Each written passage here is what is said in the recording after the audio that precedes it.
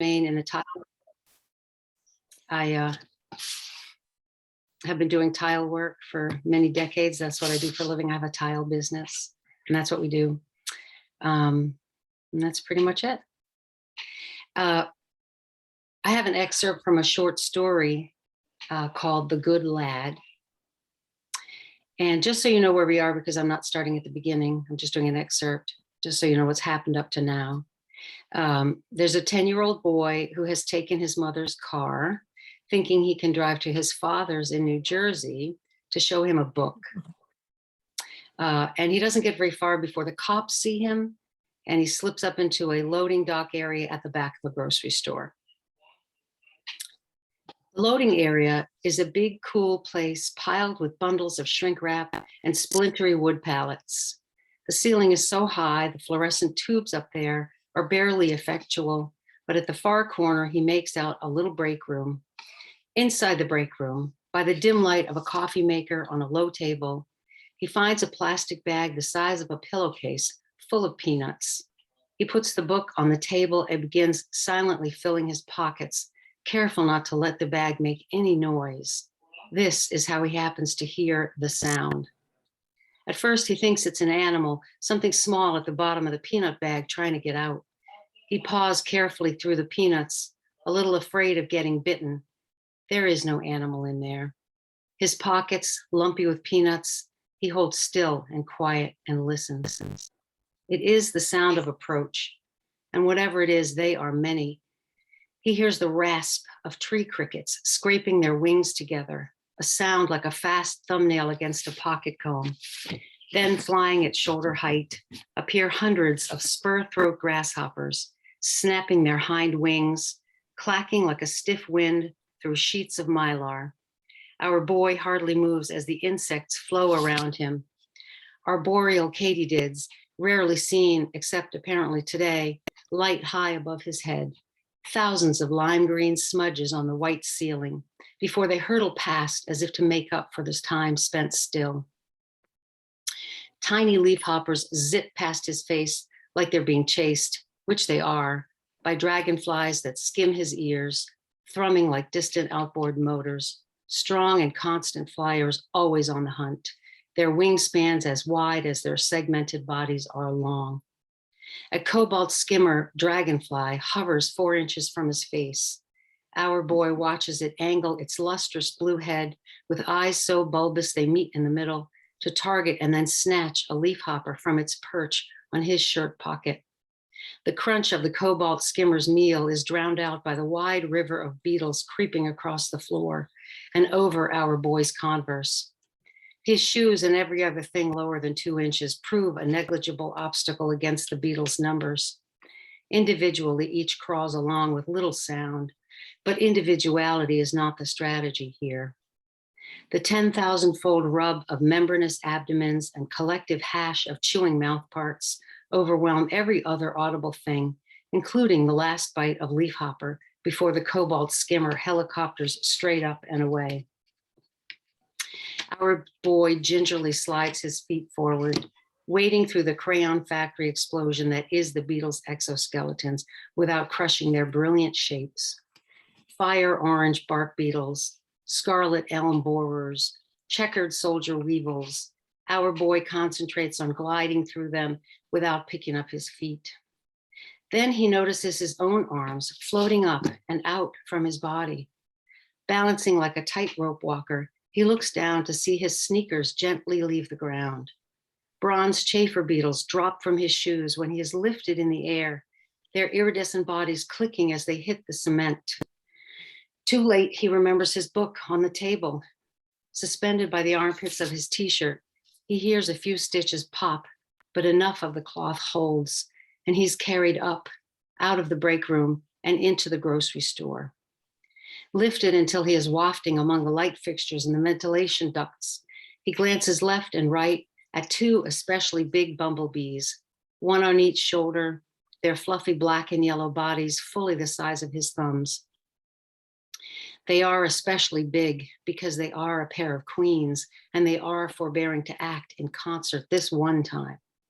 Leading the smaller but still impressive worker bees carpeting his back, The queens and their entourage bear him up like buzzing clothespins.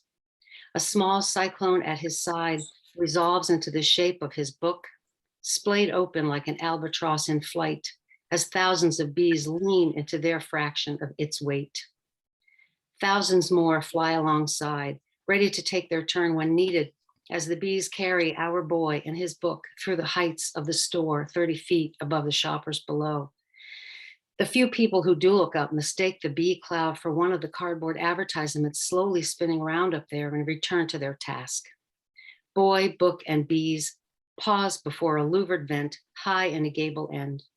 The bees hover a few inches up and down, reconnoitering their next move before they narrow their mass into a pointed conical shape, slip through the vent, and engineer their getaway with only the slightest drag against the louvers of their cargo sneakers and one page of his book.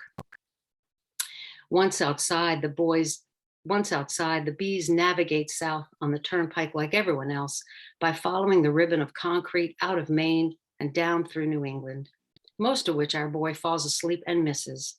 Eventually, they dive down into the melee, which is the New Jersey Turnpike, their destination in sight, and maneuver just a few yards above the traffic. The din wakes him. By now, the bee cloud is a quarter its original size, as fresh carriers replace the spent. And though these replacements have the shortest distance to go, their job is disproportionately taxing, even absurd. Adjusting their wings, these last bee troops streamline themselves for dangerous aerodynamics, plowing through particulate-laden fumes and down into a relentless and buffeting wind. The bees in charge of the book have a better grip by holding onto the fabric covers, but the pages, beeless and glossy, snap madly in the wild gust. Almost immediately, they are nearly done in by a pimped-out Cadillac Escalade with subwoofers the size of poodles, but a lightning-fast ballet twist by the tireless queen pair saves them.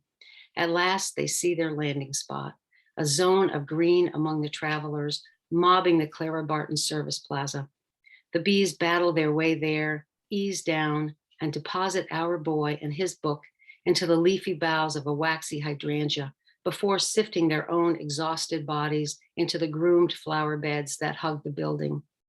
Their thoracic muscles vibrate at the specific frequency necessary for pollen release, and the flowers do as they are bid. Great clouds of golden pollen drift among the throngs of people, causing a paroxysm of sneezing to seize them and thus divert notice from our recently floating boy. Thank you. Thank you. That's beautiful. And for those of you that just came in, we just want to welcome you to our little Poetry at Three soiree. I'm your host, Sharon Burton, and we are listening to Anne Fleischer. I hope I'm pronouncing that right. And she just read a little short story or excerpt from a story that she's written. And if you all could stay muted unless you're one of the poets, would definitely appreciate that. Also, if you like something that you hear, please just type it into the chat. Just anything that you feel about the work that you're hearing, would definitely appreciate that. Or if you have your camera on, the snaps is always appropriate. So do you have another one that you'd like to share, Anne? I have a poem it's just a poem that I've always liked. It's short, and it's by a woman named that I don't know. I don't know this poet other than this one poem. And her name is Deborah Paredes. I think I'm saying it right. Paredez, Paredes or Paredes. It's called Wife's Disaster Manual. When the forsaken city starts to burn, after the men and children have fled, stand still, silent as prey, and slowly turn back. Behold the curse. Stay and mourn the collapsing doorways, the unbroken bread, in the forsaken city starting to burn. Don't flinch, don't join in. Resist the righteous scurry and instead stand still, silent as prey. Slowly turn your thoughts away from escape, the iron gates unlatched, the responsibilities shed. When the forsaken city starts to burn, surrender to your calling, show concern for those who remain, come to a dead standstill, silent as prey, slowly turn into something essential, learn the names of the fallen, refuse to run ahead. When the forsaken city starts to burn, stand still and silent, pray, return. I like that poem.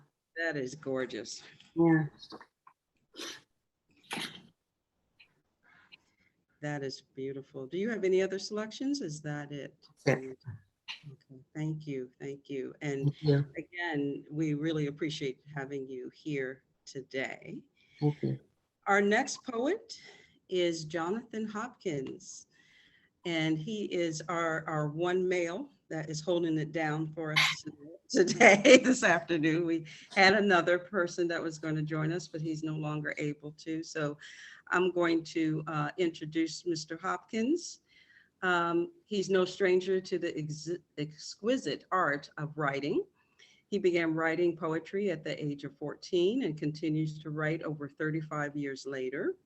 He has penned several short stories and over 200 pieces that range in style from sonnet to modern spoken word. His book, Golden Dreams on Copper Wings, Life's Flight Through Poetry, is a retrospective, often humorous, look at his life through the eyes of his pen. Jonathan was a fixture in the Washington, D.C. area poetry scene under the pseudonym The Right One. His peers have described him and his work as genius, one of the most prolific and fantastically flowing writers I've met. Neurotic wordplay, the definition of poetry. These are all actually comments from people that have witnessed his work, as well as countless other superlatives. Jonathan is also a gifted guitarist who has been playing since the age of 16. He has played with a plethora of local artists, performed in numerous venues, and worked on several recorded projects, and has even shared the stage with Eric Benet. Jonathan hopes to express his life, his love, and his Lord Jesus Christ through his gifts of writing and music. Okay, the next voice you shall hear is Jonathan Hopkins. Hello, ladies. It's always weird to hear my bio. It's always cooler when I see it. When I hear it, I'm thinking, is that me? Guess that is. Well, I'm going to do two pieces, and then I'm going to get out of your hair since I'm the only one who has no hair. It looks like. One piece is a piece that I've. Thank you, Sharon. I saw you laughing over there. One piece is one of my favorite pieces to read. And another piece is a piece that's relatively new that I've finished writing over the past, within the past couple of weeks, but I haven't really performed it anywhere or read it, so I still may have a little trouble with it. But this one piece that I've read, I know a few of you may have heard before, it's about what we as poets do. It's called We Scribble Light. We are here to make sense out of what don't make dollars.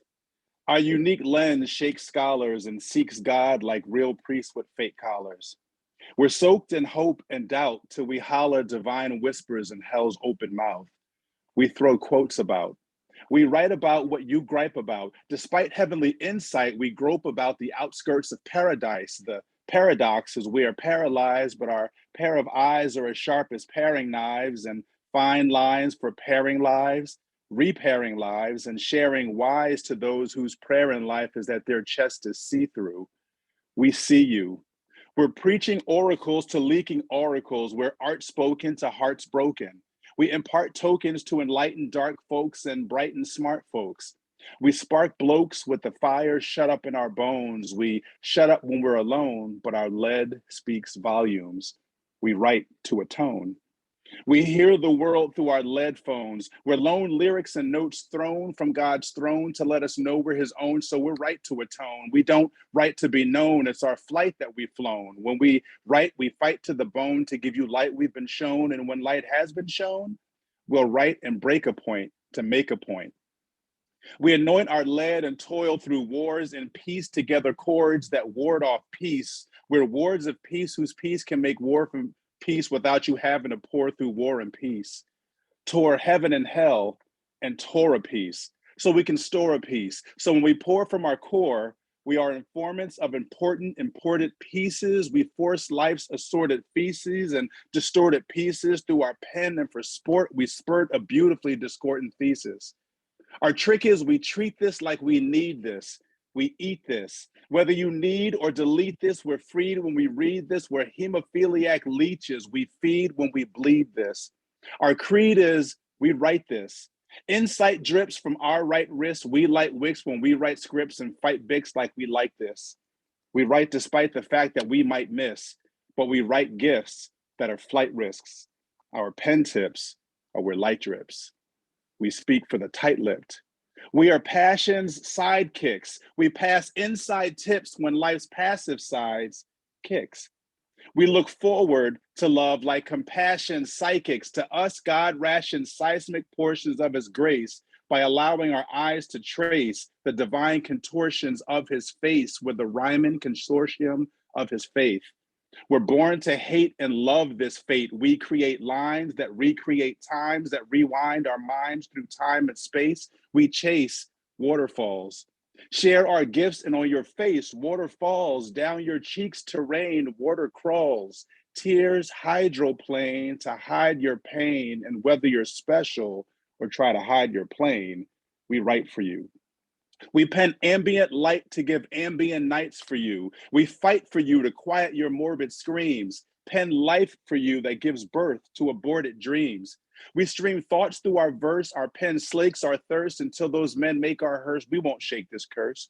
What's worse is we make words work because we know words worth much more than a penny for our thoughts. It's like we bought a nickel bag of thoughts and peace. We piece rhyme thesis into dime pieces. We lease time creatures to increase our mind creases, and until our mind ceases, we'll bind lines to our mind's eyes because our lines teach when our lives preach. And we form speech that hurts like we're born breech. But don't mourn, each of us is a menstrual minstrel. We bleed on our pad from secret places to all those hearing it. We flow ink till we cramp, vomit words because we're sick, and spill our guts through our prose, period. That's my first piece. I always enjoy reading that piece. The second piece, thank you. The second piece is I'm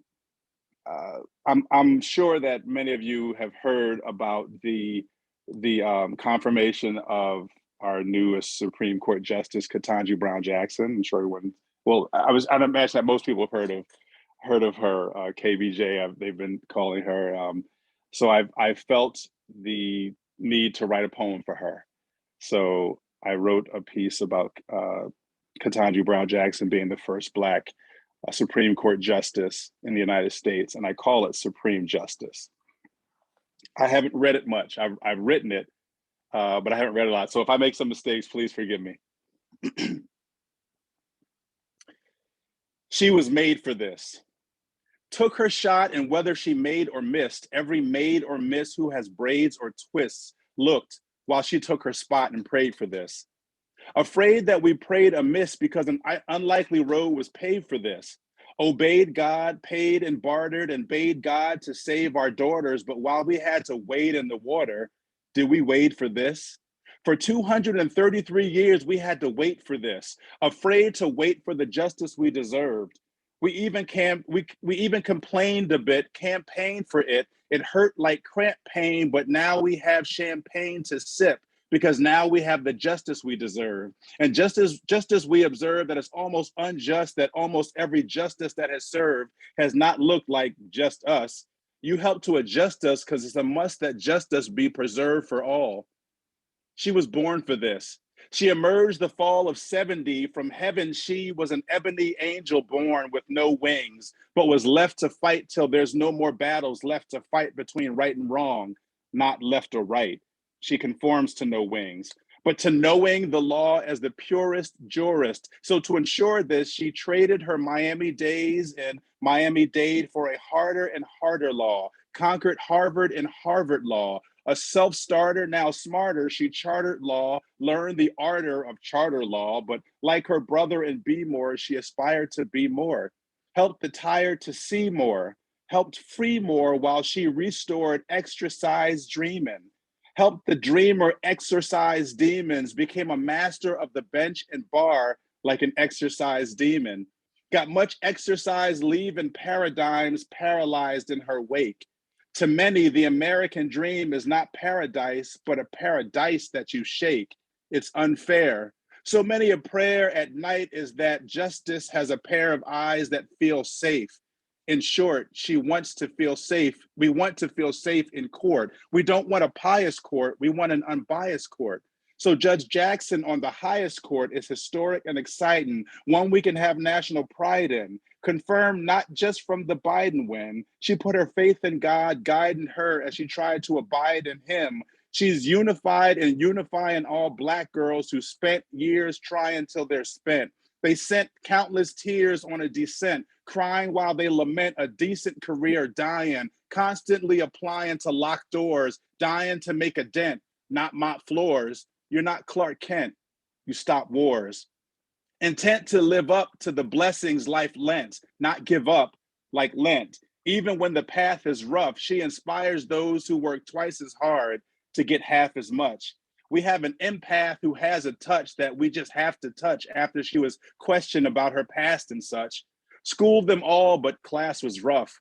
Displayed more than a touch of class as they tried to play her like an iPod Classic Touch. Placid for much of the time, but her passion was shown in passing. She passed to and she definitely passed through when she came to an impasse. Learned that those with differing views can troll. She didn't lose control, remained steady, but not under cruise control. She refused to fold, displayed her long fuse, and showed the view she holds won't sway her. I pray her shoes will hold because she is standing on the shoulders of soldiers who hold her while she holds the dreams of Black kids on her back like Atlas. But back to her impact list, a less than motley crew. She learned from Thurgood Marshall and Constance B. Motley too. She's constantly modeling who this country should be remodeling to. A Black woman with integrity. If we were smart, we'd be bottling you instead of battling you while you're battling through a menagerie of misogyny and racism. A collage that displays to our progeny your grace, wisdom, and will. Strength like an anvil, and I'll be a fan till God blows out my candle. If we could walk with our souls in your sandal, we would hear the cries beyond your tears and see you rise above your fears. Wise beyond your years, we can now see the prize that made you rise above your peers and don gavel and robe. But you won't ever travel alone. As you render judgment, you make sure we remember that we treated every member of your gender and tone. We hope this will engender a tone that will help to atone, not just with legal tender alone, but legal members who don't see themselves as regal men on a throne. Judges are not kings. But this judge has been knocking down walls and barriers when many wanted to see her fall and bury her.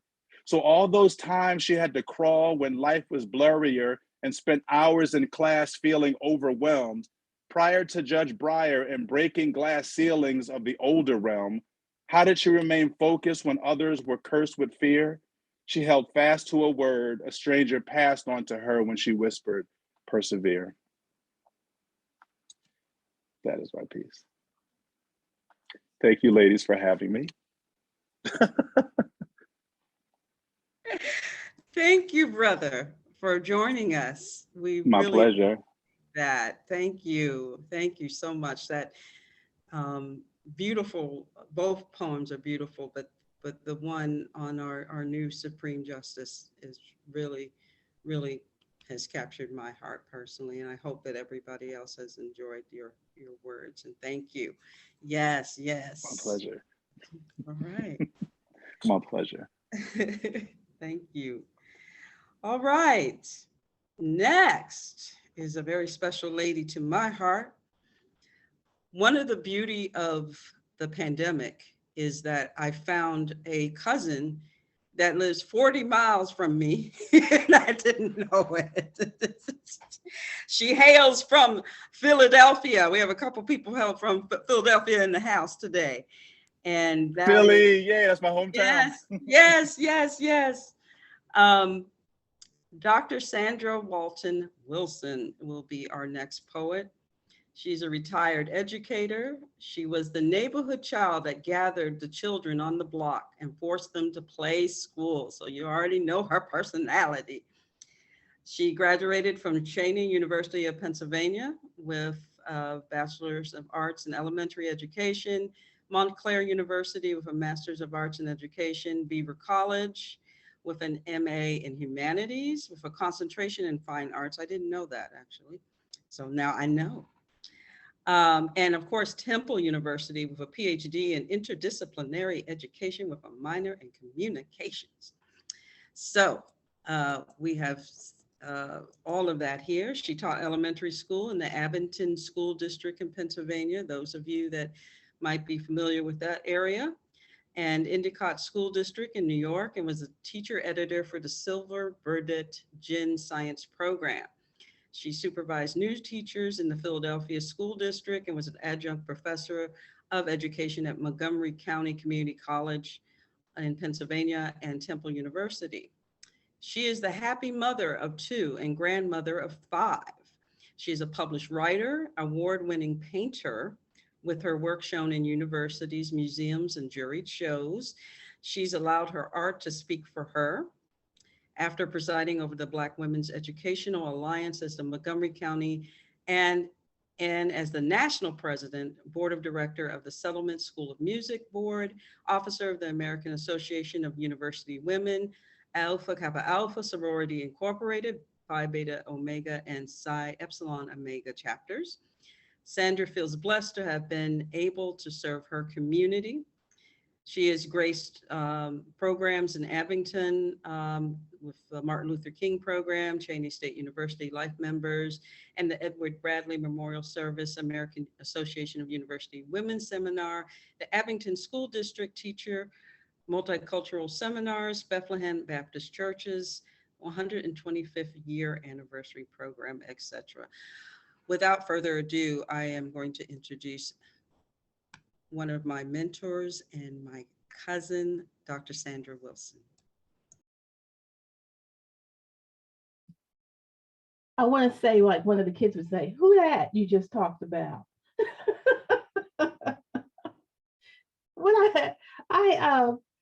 Everything I've been doing throughout my life, a lot of it has been very, very serious. And so sometimes my writing is very serious and sometimes it takes off to the crazy, mundane life that people live. And the whole idea of writing to me is to bring something from myself that's kind of enjoyable or that somebody can learn something from.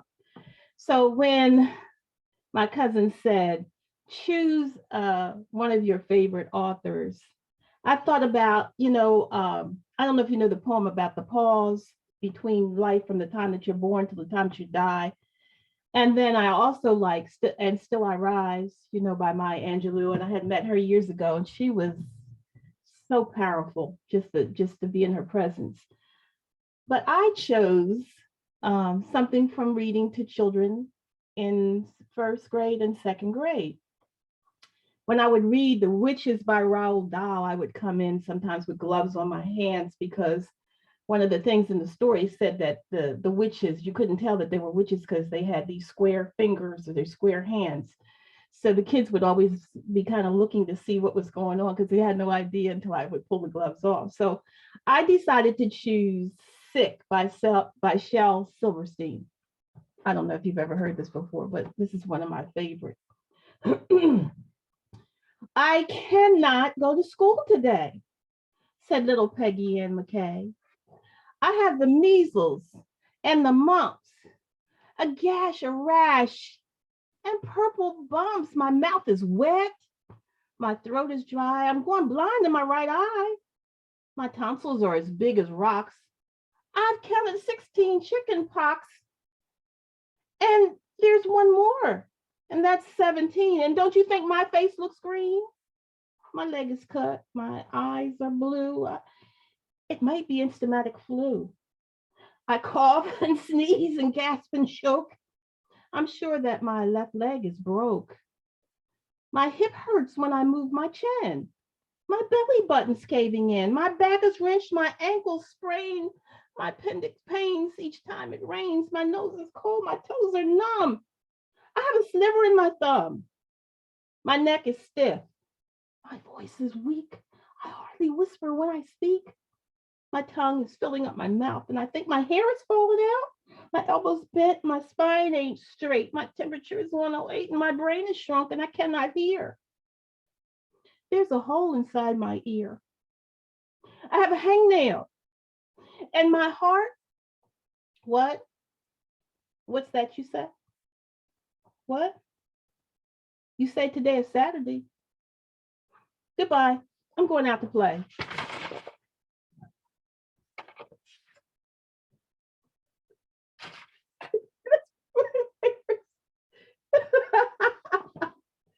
And the children would just die laughing, so I'd have to laugh with them. This next poem that I'm going to read, I was telling Jonathan I had copied his concept of using words one time, and I used them in a reading, and it just absolutely blew people's minds away because it was complicated and they were picking up the words and it was just great. And when I heard him read his poetry, I had to get up and walk around. It was so refreshing. But this one is one I wrote last night. I don't know why, but it's called The Running Man. I'm ashamed to say this, but I cannot do the running man. I take pride in being a smooth dancer who can pick up steps right away. I line dance and I do Zumba even at this old age. I have tried for years to do the running man, but my feet are not fast enough or something. I can slop, twist, hitchhike, stroll, and do the monkey. I learned to Philly bop, slow drag, and even grind, but only with my husband. I had lessons in tap dancing and ballet, just like most little girls, and that lasted for a hot moment. Just when I was ready to do the toe shoes, my mother bought a piano, and those started my lessons instead. I mourned those toe shoes. I would have worn them, but I know I would have outgrown them, just like I did the tap shoes. Mom taught me how to truck, Charleston, and jitterbug. I taught myself to Chicago step, hitchhike, robot, well, just a bit. I could slow drag and strand, but I could not do the running man. Nope, can't do it. I love breaking the break dancing to watch, not to do it, just to watch them, but I can twerk. I mean, it's not a good look, but I can do it. I can do the Dougie. I just don't do the running man. My children laugh themselves to tears when I put on all myself into it. The running man, that is. It is so sad that I have to laugh myself. The Humpty Hump was a nice beat, but it's not particularly my style. But I could do that too, but it's really not for me. I could even jump with crisscross, although they were in elementary school. I never did think it was cool that they wore their clothes backwards. I bet some boys who had copied them had a time trying to go to the bathroom. Michael's moonwalk was a challenge, but I could do it. However, I cannot do the running man. I even watched that movie, but it didn't help me because no one in the movie did it. But I'm going to keep on trying, and one day, yes, one day, I will surprise the people who laughed at me. They will see that this old girl has it going on, and I'm determined to do that running man. Oh, well, maybe in my next life.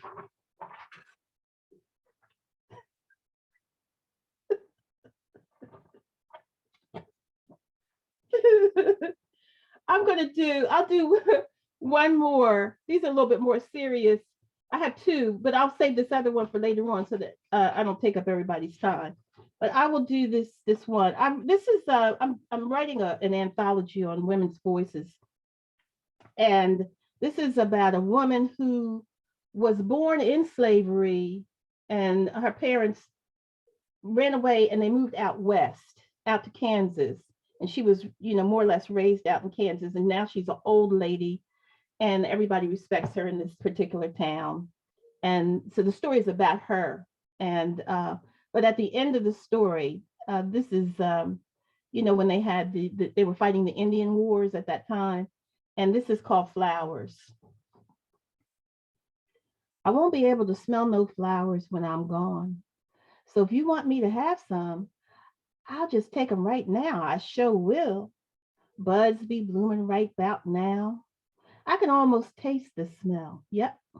Ain't nothing like the aroma of fresh blossoms. Worth more than gold and silver. And after I pass this here life, I won't be able to enjoy no company. So don't feel bad later. Just come on over and let's sit and talk now. Pass me that ivory pipe I love, not the corncob one, and let me rock on the porch in my chair and sing my favorite old hymns. Ask me about the days when I could kick up my heels. You won't be able to hear my good old stories soon. I'm taking them all with me. Had me a good old life I has. Wants me a big old funeral, that's what I want. That celebrates my dying, because Lord knows I celebrates my living.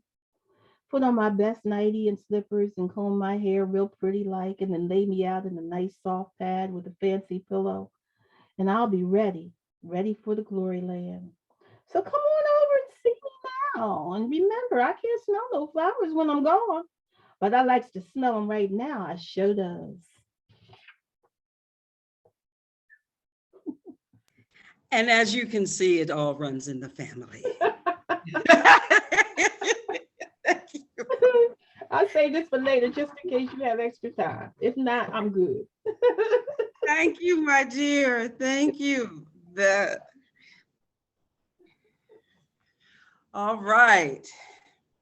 Our next poet, all the way from Durham, North Carolina. Hey, Latisha Nashay. And I met Latisha, what was it, back in 2020, I think. I think it has been that long, because your book came out, what, last year? April 2021, yep. That's right. That's right. She just celebrated an anniversary of her first poetry book. We both have the same publisher, Swiner Publisher. Shout out to Swiner Publishing. I am working on a book myself it won't be poetry, though I am going to be part of a poetry book, but that's down the road. Let me just introduce my good friend Latisha. She's an author, another educator, and a poet. She is an all-around creative at heart, multi-passionate, much like me. She loves music, arts, and crafts, and drawing, and painting, and writing poetry, all the stuff I like. She is also passionate about teaching and educating young children.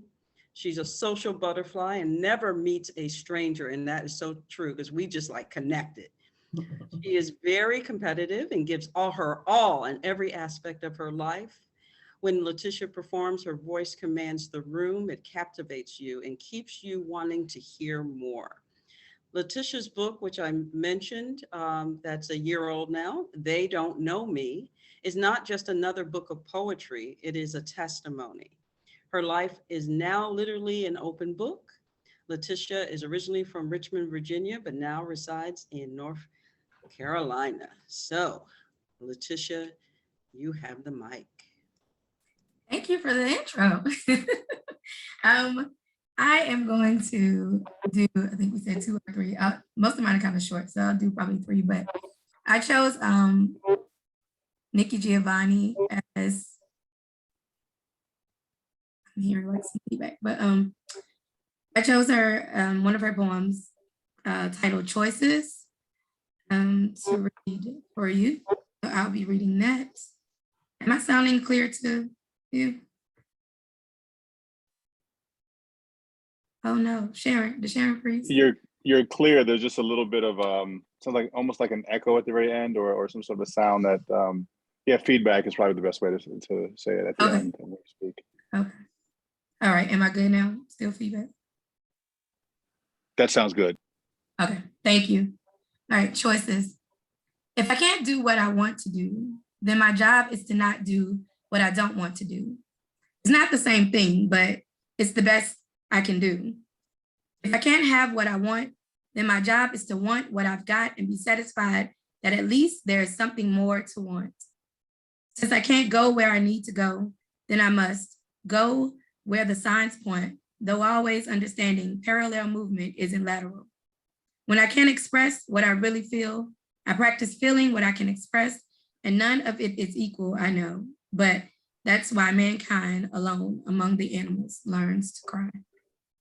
And I kind of connected with that poem because she wrote it after her father passed away. So kind of felt that with her.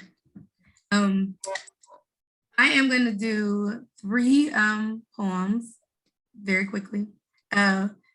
As Sharon said, I am also, I draw and paint and create and do things for other people too. So I wrote this poem. The first poem I'm going to do is titled Color by Number. And so you all know the color by number paintings that we have to follow, and you follow the key and they all come out looking the same. And so that's what this is based off of. So, color by number.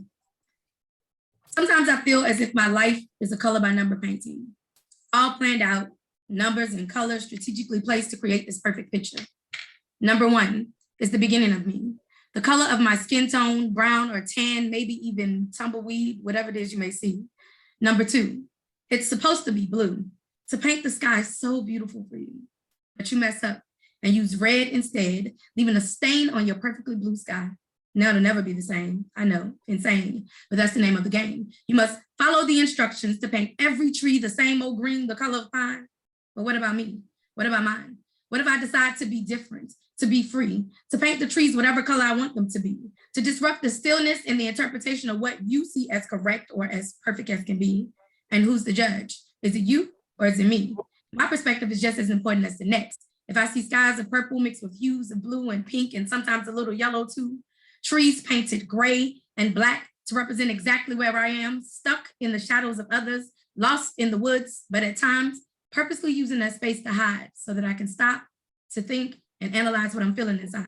So instead of coloring by number, I perfectly paint outside of the lines to create what is original, what is me, the images that allow me to be free, no restrictions, just pure creativity.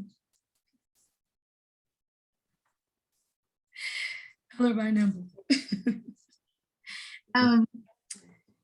This next one is called The Black Sea. I just wrote this like kind of recently. I was doing, I don't know why I still hear feedback too. I just wrote it recently. I was supposed to do an event in Richmond, and the theme for the event was water. And so I wrote a couple of poems with references to water. So that's where this one came from. The Black Sea. Our journey began on water, uncharted territory. Thoughts of disorder. How the hell do you challenge something with so much power, something so unknown, but full of history, full of sin? If you fight against the water, it will definitely win. Trauma buried so deep within, Black people afraid to get on a boat, don't know where their trip will end. Too afraid to not be free. But the water itself is not your enemy. It is the constant worry of a repeating history. I will drown in my pride before I'm ever slave to anyone. But we're all slaves to some degree. The water is the least of our worries. We are living every day in a pool of government deceit, cover-ups with no receipts, flooded timelines to water down the heat. Social media got all our brains beat, fried like an egg on hot concrete. You better have your water ready when summer brings the heat. As a sea of Black folks hit the streets, a wave of indescribable beauty, colors of every hue, flowing through the world being put on review. They act as if they can't see you, but believe me, they definitely do. They see your Black girl joy pouring out into everything that you conjure up in your Black girl brain. And when they see you being a faucet instead of a drain, they go insane. As they watch you pour into others to help maintain the sea of Blackness that they don't want to see. All we need is a little Black on Black unity, and we can conquer the world like the oceans and 7 seas.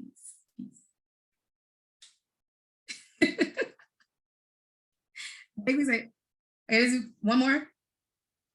Okay, so he said, go ahead. All right, this one is called, look, I'm like, the truth, and I'm gonna stop the truth.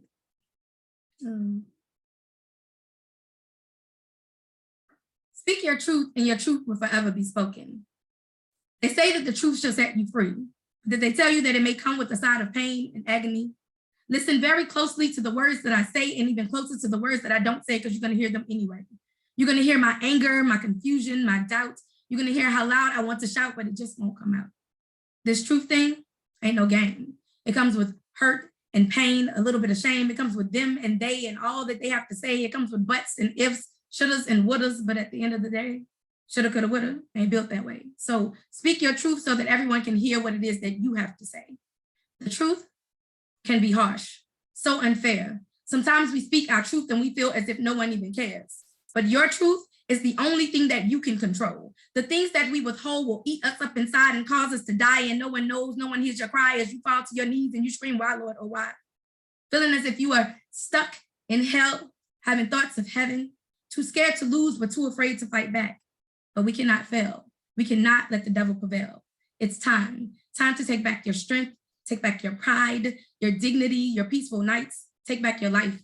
And after you have taken back all that belongs to you, share your pain, your tears, your heartache, your fears, because there's always a listening ear, someone waiting to hear how you made it through, waiting for that right moment to speak their own truth. Speak your truth and you will see that all your truths make you exactly who you were meant to be. So remember, speak your truth and your truth will forever be spoken.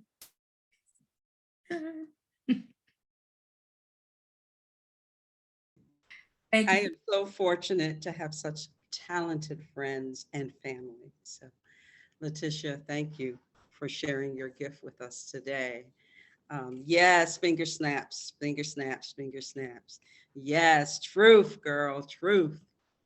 Thank you for sharing today, all the way from North Carolina. And by the way, Ann is based in Maine. So we got folks up and down the East Coast today sharing with us. But thank you so much.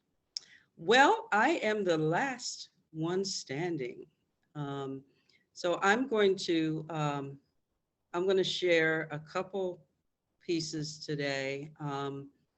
The poet that I chose to share, and that was optional for all of us today, if you had a favorite poet that you wanted to share. I'm on this whole theme of Philadelphia. And so I'm going to share a poem by one of my favorite poets. And I'm not going to say her name yet, but I am going to read the poem. And if anybody recognizes the poem, I'd like for you to put the movie that it came from in the chat, okay? It is the color of light, the shape of sound high in the evergreens. It lies suspended in hills, a blue line in a red sky. I am looking at sound. I am hearing the brightness of high bluffs and almond trees.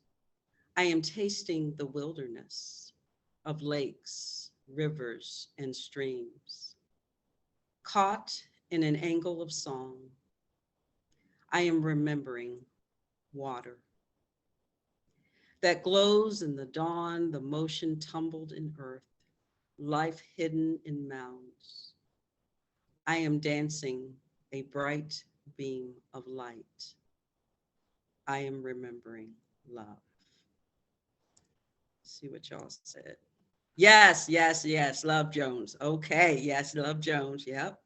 Nina's poem, I Am Looking at Music. And that was actually written by Sonia Sanchez. A lot of people don't know that. So that's one of my favorite poems. Before I share mine, I wanted to share one. There's a couple folks here from my undergraduate school, St. Paul's College, and you all may or may not know this man who is a poet. I'm going to read it and I'll tell you who it is. But he wanted to be here today and was not able to make it, but had asked me to share this one with you all. The poem is called Writings of the Heart. Inspire my pen to write again, Restore the inner flow, empty the words upon the page that hearts may truly know. Take the scroll, the empty slate, reveal the secret thoughts. Show the buried treasure, masterpiece of art. Draw my ears to music that I might sing heart song. Give my feet its rhythm that I may dance along. Now strengthen these hands, my weary heart breathe life into this work of art. Quell the fear, renew again the writings of the heart. And that was written by Nate Thomas. So those of you from my undergrad days, you know Nate. He's quite the poet, and he wanted to be here today. So I am reading it on his behalf to you all, sharing it with you. All right, my next poem is one of the newer poems I've written. I don't think I've ever read this before in front of anybody. It's called Summer. I smelled summer in the air as I walked in the woods today, a new beginning on a bright, sunny day. Naturally, my thoughts drifted to you like butterflies, because your presence stays with me, like their wings that flutter by. In my heart, you remain. I send my love to you silently, over the roads, highways, and forests. Comforting thoughts, although quietly. A field awaits us, and I will feel your breath again against my neck in the dawning hours, like the warmth of the sun's light on the path around the bend in summer. So that was Summer. And my last poem is called Burning Embers. And this was in a little chat book I self-published a couple of years ago. And it's one of my favorite poems. And I'm looking forward to seeing it again in print. So, I am fire, no longer dimming my light because people get burned up by the intensity of my depth. I go deep to places where souls avoid, triggering vintage pain as well as joy, uncovering the vulnerable places we don't speak of. I finally accept my gift. It was placed by medicine women in my lineage for all who seek to receive. The fire consumed you, but woke you up. May you be blessed by the remaining flames that still touch you. The host. I just want to thank everyone. Thank you for coming today. I was thinking I'd go a little longer, but I know a few folks, a couple of the poets have to leave, and you all have been a great audience, like I said, to be here on a beautiful day. If you're in the Mid-Atlantic area like this, and to sit in and to listen, I truly appreciate that. I am going to, this is recorded, so I will be sharing that with everyone. And so you'll have a chance to relive the moment. But anyway, I just want to thank you all for being a part of this, for my friends and my family member, for sharing. You all are just awesome. I hope to do this again, maybe in the fall, maybe a little larger group. We'll see. Again, just thank you for being a part of this virtually. It's something I always like to do. It's a side of me a lot of people don't know about, but y'all learning. And you'll be seeing more and hearing more from me as well as the others. So thank you. And thank you for sharing your thoughts about the poets that shared today. Deep bow to all of you for your presence today.